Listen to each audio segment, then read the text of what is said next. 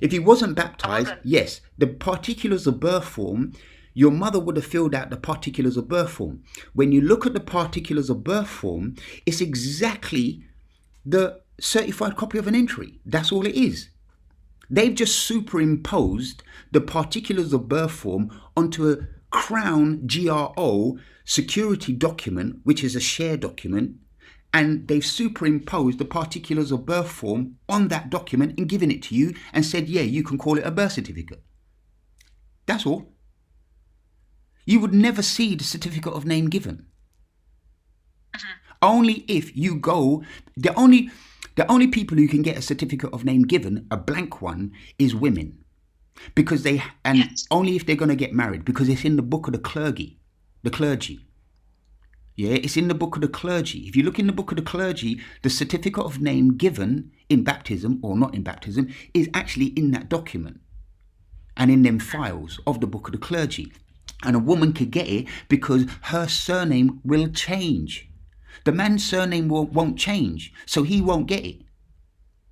So men won't, and men aren't important. It's the woman that's important because she is the vessel what carries the cargo, which is the child. Okay, I'm with you on that. I understand. I get it. Not understand. I understand. So regarding my kids, right? So one's 23, one's 25, and I've put this to them. What are the?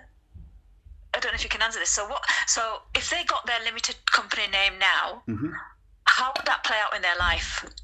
However they If want. it's- However they. say you got your limited company you bought your limited company name in 2016. You said so. That's like almost 10 years ago, not quite, sort of like 7 years ago. Yeah, 2015. And so if you could have done that when you were 25, how would things be different now for you? Completely different, because I would have gone through. Tell me how.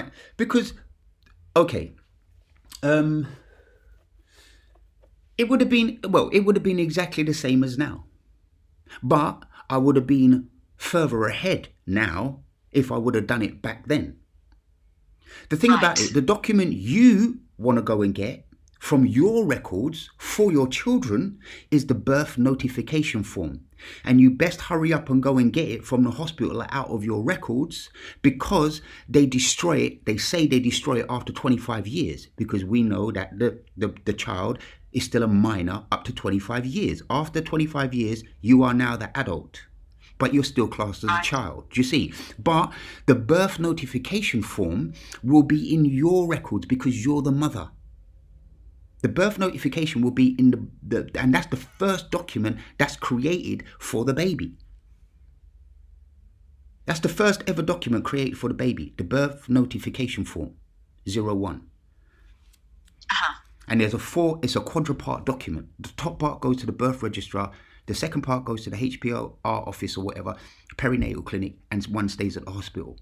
Now, the one what stays at the hospital should be the pink form. If I just do the three documents that you're recommending, I won't need that then, will I?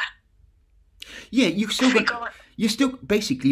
to need, because the thing about it, the birth notification form only has the surname on it. Yeah. Yeah? That's why when you go and get christened or baptized or not, you then get your Christian name. Your Christian name then is stamped on the right-hand side of the document. That's the registration date in box 15 if you've got a 17-box document. If you've got a 10-box document, the registration date would be in box 8. Now, when you go into anywhere, or the bank, or the police, or wherever, you're giving them over the date of birth, which is only for the surname. You're not giving them the date of registration, which is for the first names and the surname. It's not for the Christian name. Your certified copy of an entry is not a Christian name document.